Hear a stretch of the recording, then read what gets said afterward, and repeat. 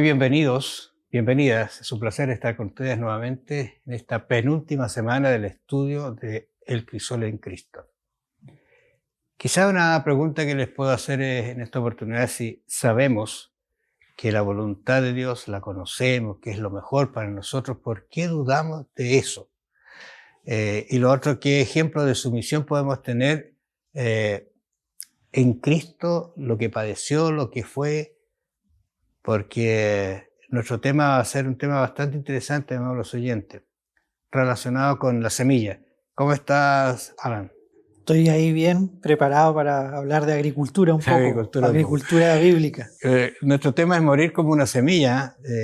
Yo estoy pensando que este es un ejemplo muy práctico de cómo debería ser el cristiano. Tú recuerdas que la semana pasada hablamos acerca de la paciencia. Ahora vamos a hablar acerca de morir como la semilla. ¿Qué significa eso? Que quizá un texto que está en Juan 12:24 que dice: de cierto os digo que si el grano de trigo no cae en la tierra y muere. Mira, interesante lo que Cristo está diciendo. Bueno, Juan es un escritor que habla de Cristo, lo coloca a Cristo en todas sus líneas. Queda solo, pero si muere lleva mucho fruto. Mira qué interesante cómo eso, que morir y llevar mucho fruto. ¿Cómo lo entiende así rápidamente? Claro, es el proceso natural, pero que Cristo está sacando una lección muy profunda espiritual para lo que deberíamos ser todos los cristianos. Ahora, lo interesante es que la semilla real, ¿no es cierto? No haciendo la comparación, sino que la semilla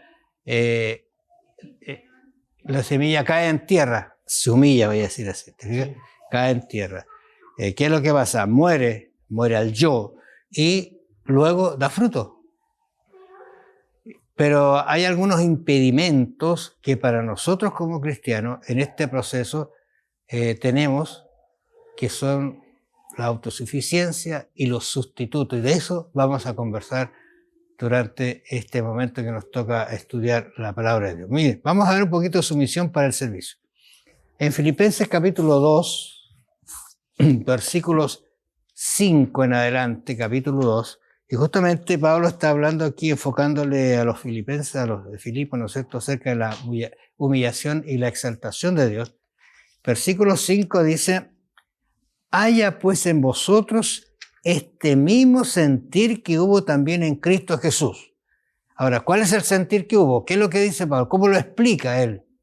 Y lo hace de forma magistral, ¿eh? Lo explica con quién era Cristo mismo al descender desde los cielos, siendo Dios o en forma de Dios, y ese gran himno cristológico, como le llaman los estudiosos, ¿no? Claro, dice: él, siendo en forma de Dios, no estimó el ser igual a Dios como a cosa que aferrarse. Y después dice: sino que se despojó a sí mismo, tomó la forma de siervo y se hizo semejante a los hombres. ¿Qué te parece a ti la sumisión al servicio en relación a Cristo aquí? O sea, este texto es tremendo, es extraordinario, uno podría analizar muchas cosas, como decía, la cristología está acá, pero para ser súper práctico con respecto a nuestra lección, voy a decirlo así, como un eslogan, digamos, desde la perspectiva divina, bíblica, para poder estar arriba o ser el primero o el mejor, tienes que primero descender.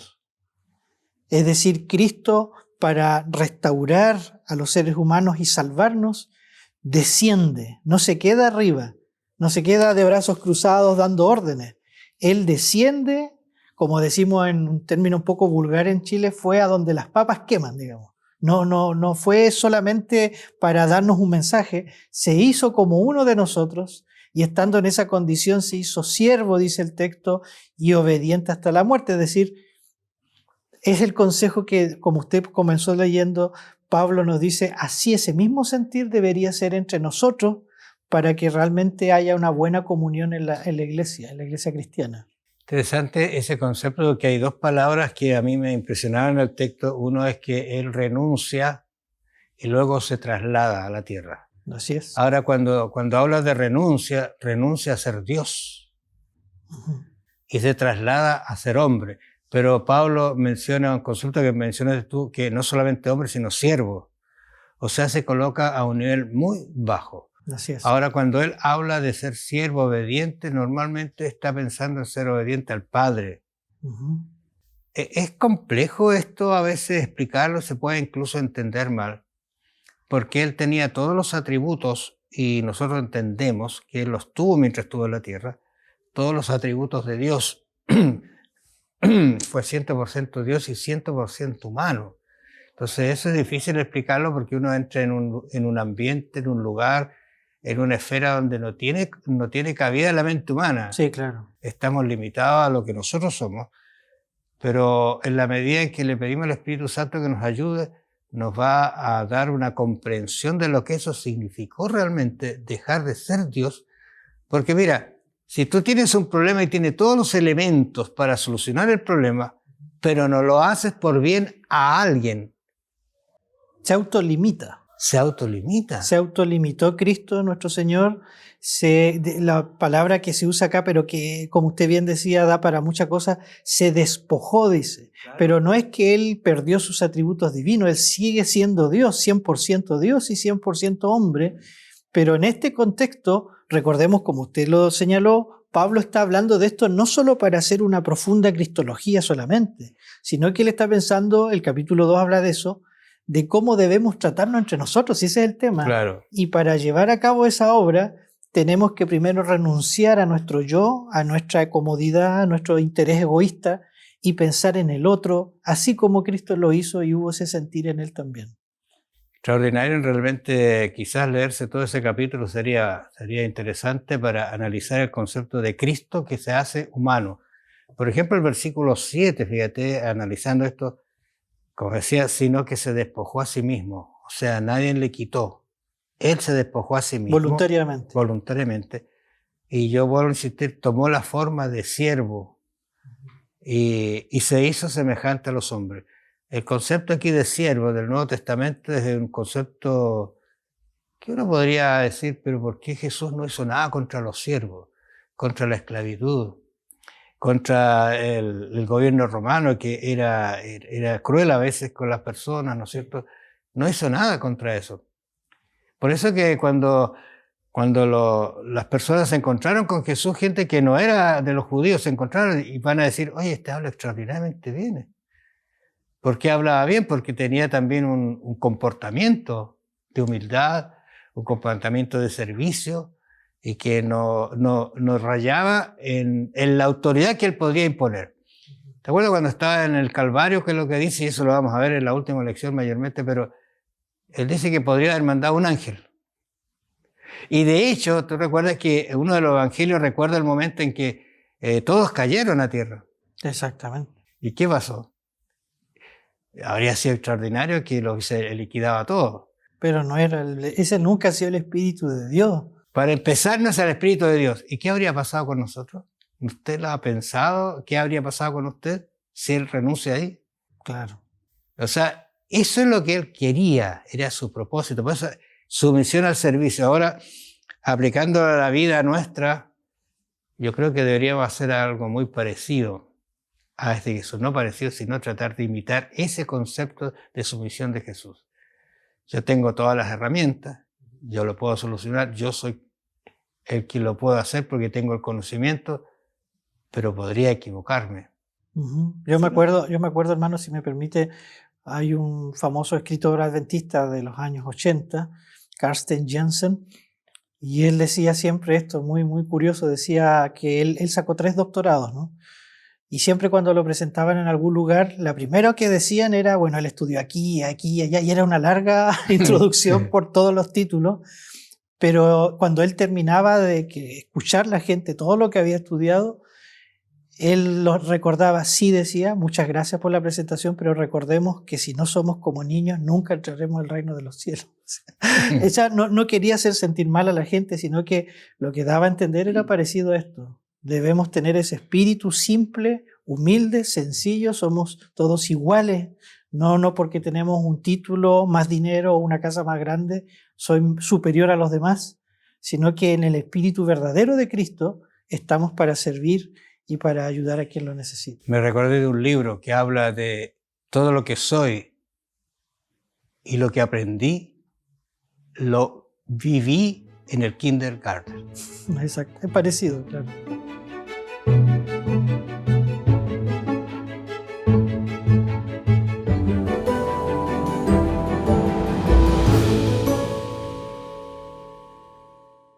Continuando con esta semilla que se va a colocar, va a morir, pero va a dar fruto. Nuestro tema que queremos conversar un poco ahora está relacionado con morir antes de conocer la voluntad de Dios. Pensé bastante en este título, morir está antes de conocer la voluntad de Dios. ¿Cómo entiendes tú a primera vista eso? O sea, lo que creo entender es que no puedo conocer o pedir que Dios me muestre su voluntad si primero lo primero que dijimos, no hay una negación, no hay un sacrificio mismo, por usar el lenguaje de Pablo, del ser, del yo, abierto, ¿no es cierto?, para decir, bueno, ahora voy a hacer la voluntad de otro. ¿De quién? De Dios, no la mía, como prioridad. Quizás que voy a poner un ejemplo, mira, de una vasija rota. Y te dan el elemento de vida y te lo echan en esa vasija. ¿Qué crees que va a pasar? Se va a caer.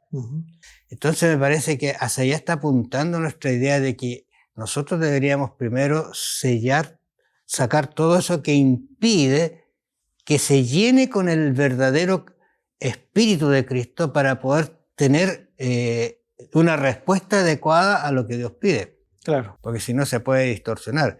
¿Qué dice Romanos, por ejemplo? Por lo tanto, dice Romanos 12, 1 y 2, dice, por lo tanto, hermano, os ruego por la misericordia de Dios, y aquí viene la razón de lo que estamos conversando, que presentéis vuestros cuerpos como sacrificio vivo, santo, agradable a Dios, que es vuestro verdadero culto. Otras versiones dicen nuestro culto racional. Sí. No es un culto así, ¿cómo decir?, de espíritu, de sensación, no sé. Hay una parte intelectual ahí. Aquí hay un razonamiento, ¿no es cierto? Luego Pablo que dice, no os conforméis a este mundo, y aquí está la razón de que estábamos poniendo, ¿no es cierto? No nos conformemos a esta situación que tenemos, sino transformaos por medio de la renovación de vuestro entendimiento, de ese razonamiento, de lo que estamos entendiendo de Dios, ¿no? Para que comprobéis cuál es la buena voluntad de Dios, agradable y perfecta. O sea, estamos viendo que morir es antes de conocer la voluntad de Dios, al morir al yo. Es muy parecido a lo que en otro lenguaje Jesús dijo cuando dice, el que quiera venir en pos de mí, que quiera ser mi discípulo, primero niéguese a sí mismo, tome su cruz, dice Lucas, cada día, y luego sígame. Es decir, no se puede seguir a Cristo conociendo su voluntad, queriéndola hacer, digamos, la voluntad, si antes no hay una, como dice usted o Pablo acá, una transformación de la mente, hay un cambio en el corazón. Eso significa en el fondo la negación del yo. ¿Por qué? Porque ese yo va a ser una especie de muralla que va a impedir que los planes de Dios se realicen en mi vida. Vamos a tener un conflicto constante con lo que Dios quiere y lo que yo quiero hacer. De acuerdo, la semilla cae, muere y da fruto, ¿cierto? Exactamente. ¿Sabe que me viene a la mente la gran cena del Señor es que convida a las personas, las trae? Y cuando Él revisa la audiencia, y yo he pensado mucho en esto, revisa la audiencia y encuentra que hay uno que no está vestido con un traje. Sí. ¿Y cuál es la pregunta que le hace? ¿Y tú cómo entraste? Claro. Tú no puedes estar aquí. Tú no eres de este lugar. Tú estás viviendo tu vida y no la vida que yo quiero. Es terrible, ahí no hay vuelta. Entonces es que lo tomaron, lo sacaron. Así es. ¿Qué pasó con eso? No correspondía el lugar a la ocasión, ¿no? Estoy pensando, claro, es terrible porque por eso que dice que debemos antes humillarnos, reconocer la misericordia de Dios, presentarnos humilde ante Dios con un culto, verdadero culto racional, entonces Dios puede actuar con nosotros.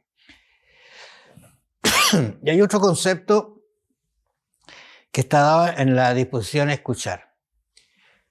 No sé si tienes rápidamente Samuel, 1 Samuel 3:10, pero también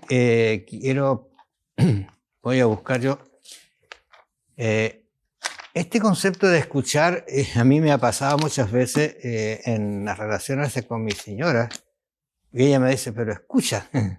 Claro. Porque uno a veces, ¿qué es lo que hace? Se le dice algo a uno y ya uno como que sabe la respuesta. A mí me pasó muchas veces cuando llegaron a mi oficina a veces personas con alguna situación. Y más o menos uno sabe hacia dónde se encamina y uno le gustaría, sí, mire, lo que tiene que hacer es esto, pero ¿por qué no escuchar? Que desarrolle bien su temática y luego a lo mejor le da el mismo resultado. Eso está en relación a este concepto de escuchar. ¿Qué dice allí 1 Samuel 3:10? Claro, acá está en el contexto de el llamado de Samuel, ¿no es cierto? Claro. Y acá dice, entonces el Señor se le acercó y lo llamó de nuevo, Samuel, Samuel, habla que tu siervo escucha, respondió Samuel. Ahora, tú recuerdas que no fue la primera. 2 veces anterior y ahora la tercera. Claro, entonces, pero ¿qué pasó? Que el profeta le dijo, mira, parece que no es que estés escuchando voces, pareciera que hay algo más detrás de esta voz, si insiste de esa manera. Entonces le dio la orientación. Porque él podría haberse cansado, me estás llamando, ¿qué es lo que pasa? Pero él esperó y en esa espera él recibió una orden extraordinaria. O sea, si hay una lección importante acá, me parece a mí, es que podemos tratar de desarrollar esta capacidad de escuchar, como usted decía, en el trabajo, con nuestros compañeros, los amigos, o como profesor a los alumnos. Pero yo creo que donde más hay que desarrollar esta capacidad es con Dios mismo. O sea, es importante escucharlos a todos, más en la familia. Pero cuán importante es escuchar a Dios mismo y tener esa misma actitud humilde de decir, habla que tu siervo oye. Yo voy a escuchar. ¿Qué quieres decirme, Señor? Estar en una capacidad en una condición de sumisión y Dios va a poder efectivamente hablarnos. Porque si uno fuera a Dios con el problema resuelto, no tiene sentido, ¿te parece? Claro que no. Porque Dios puede tener otra razón. Hay un caso acá, capítulo 2:12. Yo a veces he pensado cómo colocó ese joven Samuel allí en un ambiente de esta naturaleza. Porque dice acá, los hijos de Elí eran hombres impíos que no tenían conocimiento de Jehová. Y extraño porque eran Oiga, hijos del sumo sacerdote. Ellos estaban ofreciendo, eran personas consagradas. Eran sacerdotes, sí. Sacerdotes, dice, y no tenían conocimiento de Dios. O sea, no habían... ¿Qué me está diciendo? Que no lograban entender quién era ese Jehová, cuál ellos servían. Por lo tanto, hicieron algo extraño. Incluso se atrevieron a llevar fuego extraño, dice. Uh-huh. Y a mí me parece interesante porque más adelante dice, cuando vayas al altar, por favor, ten cuidado de no alterar tu conocimiento de Dios o tu visión de Dios o tu estado físico para que no te altere. Que no beban, por ejemplo. Es interesante eso. Acá estaba el problema de que tomaban más carne del sacrificio que daban, porque podían sacar una porción según las leyes levíticas, pero acá sacaban más y profanaban claramente el tabernáculo que estaba ahí todavía en ese tiempo. Ahora, qué triste porque siendo personas tan cercanas a Dios, dice que no tenían el conocimiento de Dios. Y entonces uno aquí no está hablando al hermano, pareciera, sino que está hablando al que oficia. Quizá al pastor, al anciano, a los dirigentes de iglesia, voy a decir así, que podría ser que estemos no teniendo el conocimiento de Dios, por lo tanto Dios no nos puede hablar, ni nos puede dirigir. Tal cual. Mírele, si me permite parafrasear al profeta Isaías, está en el capítulo 6 y aparece muchas veces, incluso Cristo habla de eso. Él dice, Jesús, estoy parafraseando varias veces, dice esto, hay gente que teniendo ojos no ve, u oídos y no escucha. Y eso es parecido a esto. Podemos incluso ser sacerdotes, dirigentes, pastores, tener un alto cargo dentro de la iglesia, pero eso no es seguridad de que estemos consagrados conociendo al Señor, sino que tenemos que ver el contraste, escuchar, ser más sumisos y atentos, así como lo hacía el profeta Samuel. Ahora hablando de Samuel, fíjate en el capítulo 3, versículo 18, es entonces Samuel se lo manifestó todo sin ocultarle nada. ¿Qué es lo que había pasado? Dios se comunicó, aprendió a escuchar. ¿Y qué dice? Dice, y le dijo, Él es Jehová, que haga lo que mejor le parezca. Claro. Fíjate, el profeta reconoció en esa espera que tuvo el muchachito, que era la voz de Dios que le hablaba. Un muchachito que le hablaba a un profeta de muchos años de experiencia. Y fue humilde en escucharlo. Gracias.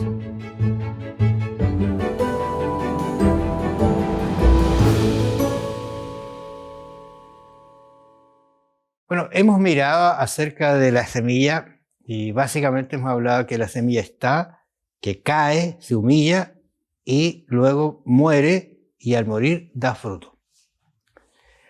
Pero hay dos ideas que vamos a tratar de resumir ahora que están relacionadas a qué puede impedir que eso ocurra. Porque ese proceso tiene que estar dado en nosotros. Ser semillas que estemos capaces de humillarnos, de caer ante Dios de rodillas para que demos fruto. ¿Qué puede impedir? Hay un texto que está en 1 Samuel, ¿no? O sea, aquí dice capítulo 3, versículo 11. 13, ¿o no? Capítulo 13, sí. 13. Lo leo, versículo, sí. En esta versión que igual es clara, dice versículo 11 y 12. Pero Samuel le reclamó, ¿qué has hecho? Y Saúl le respondió, pues como vi que la gente se desbandaba, dice acá, que tú no llegabas en el plazo indicado y que los filisteos se habían juntado en Micmas, pensé, los filisteos ya están por atacarme en Gilgal y ni siquiera he implorado la ayuda del Señor. Por eso me atreví a ofrecer el holocausto, dice Saúl. Ahora, ¿qué pasa con Saúl aquí? Saúl apareció muy humilde, tú recuerdas, incluso estaba medio escondido por ahí, salió. Era un hombre ya sencillo. Lo hemos conversado que él comenzó incluso a profetizar. Pero ¿qué pasa aquí? Pareciera que Saúl comenzó a pensar, yo soy capaz de. Yo soy el que puedo solucionar este problema, y se olvidó que era Dios que lo había llamado y que Dios el que tenía que dirigirlo. Porque aquí tú sabes, está diciendo, mira, yo veo que aquí me van a... Incluso menciona en algún momento en la Biblia de que, mira, cuando le da la excusa a Samuel, ¿no es cierto? Dice, mira, se está yendo la gente. Y me van a atacar. Entonces yo voy a tomar ahora el toro por las astas, como se dice, ¿no es cierto? Y voy a hacer mi actividad, lo que creo yo. Ahí está la autosuficiencia que nos puede eliminar, que Dios haga su voluntad. Porque ¿qué había dicho el profeta? Espera, yo voy a ir, voy a hacer el sacrificio, y él, ¿qué es lo que hace? Se adelanta. Acá hay un proceso, como acá lo dice muy bien el folleto Escuela Sabática, hay 3 pasos. Primero dice, vi que no venías, y el pueblo estaba inquieto. Segundo dice, pensé. Uy, pero los filisteos va a pasar esto. Y después en esta versión nueva NBI dice, entonces cuando vi y pensé para mí mismo, me atreví. Él sabía perfectamente que era algo muy grave poder ofrecer un holocausto. Solo los sacerdotes podían hacer eso. Y no esperó y dijo, ya, pero yo soy el rey. Entonces él llegó a pensar de sí mismo que él podía hacer algo aún prohibido. Y ese es el problema de todos nosotros. La autosuficiencia, como dice la palabra, es ser suficiente por uno mismo sin esperar a los demás ni pedir ayuda cuando uno más lo necesita, y Saúl no lo hizo. Ahora, ¿cómo podríamos definir, después de haber visto estos conceptos de Saúl, la autosuficiencia? Como una capacidad que me adjudico sin el beneplácito o sin la venia de Dios, cuando, ¿no es cierto?, Dios ha estipulado algo diferente. ¿Qué ejemplo práctico podría venirte a la mente acerca de esta situación así, de hacer algo sin consultar a Dios?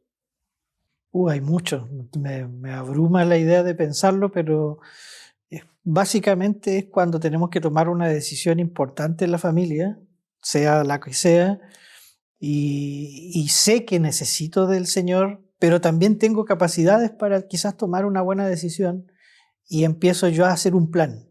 Y lo consulto incluso, pero al final quiero hacerlo como yo creo, como se dice, a la pinta mía, y no confío en que Dios quizás tiene o ve las cosas de una manera muy diferente y mejores que la mía, pero no Claro. confío en el Señor.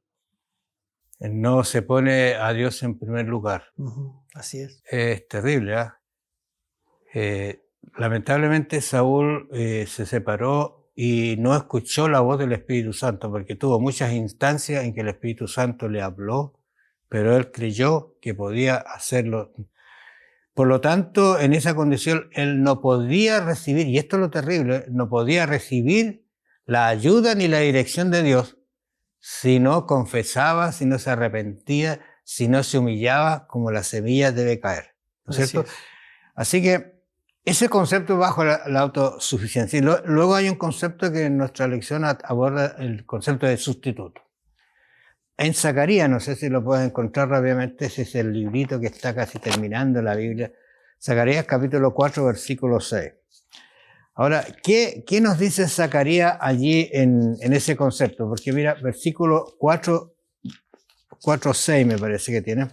Qué famoso texto este. ¿Qué dice allí? Dice acá, por ejemplo, en esta versión, así que el ángel me dijo, esta es la palabra del Señor para Zorobabel. No será por la fuerza ni por ningún poder, sino por mi espíritu, dice el Señor Todopoderoso. Claro. En la versión normal, o sea, normal, digamos, la Reina Valera dice, no con ejército, ni con fuerza, sino con mi espíritu. Ahora, ¿qué es en relación esto con lo que serían los sustitutos? ¿Cómo lo podríamos aplicar a la vida espiritual de cada uno de nosotros? ¿Cuál es un sustituto que podría servirnos o nos podría apartar de Dios? Yo creo que hay algunas cosas bien sensibles en este sentido. Por ejemplo,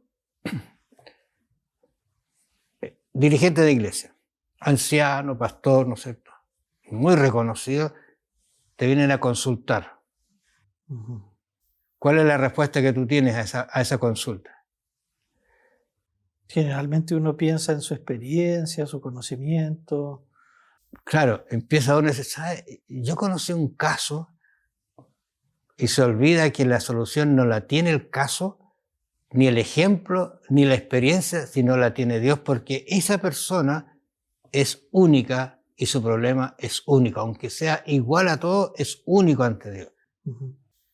Yo pienso que el paso que se podría dar allí es, ¿sabe? Ante su problema, oremos para que Dios nos ayude a ver cuál es la solución. Claro, esa es una actitud no, la palabra autosuficiente, ¿no? Está dependiendo del Señor antes, claro. Y Dios lo va a usar a uno para dar un buen consejo, pero ya no poniéndose en primer lugar uno antes que el Señor. Estoy pensando, por ejemplo, en el capítulo 11 de Juan, cuando Jesús hace esa maravillosa resurrección de Lázaro. ¿Lo recuerdas? Él dice, te doy gracias, Señor, porque me escucha. Recuerde que él tenía la naturaleza divina, pero dependía, ¿no es cierto? Y no buscó sustitutos. Él podría haber buscado hacer algo. La lógica humana a veces nos lleva a ampararnos en la experiencia pasada, en la experiencia que hemos tenido nosotros, y con esa experiencia queremos resolver el problema, pero pareciera que no es el camino. Y acá tomando este texto, aprovechando el de Zacarías 4, dice, no es por ejército, por fuerza o por ningún poder, sino por mi espíritu. Dejemos que el Espíritu Santo, pidámoslo cada mañana para que Él sea el que guíe mis pasos. Cuando tenga que tomar una decisión, cuando tenga que dar un consejo, como decía usted, o cuando a veces simplemente no sepa qué hacer, el Espíritu de Dios, podemos orar y decir, Señor, muéstrame dónde tengo que encaminarme. Y muchas veces el Señor nos guiará en senderos más rectos, más justos, antes que a nuestro propio conocimiento o sabiduría.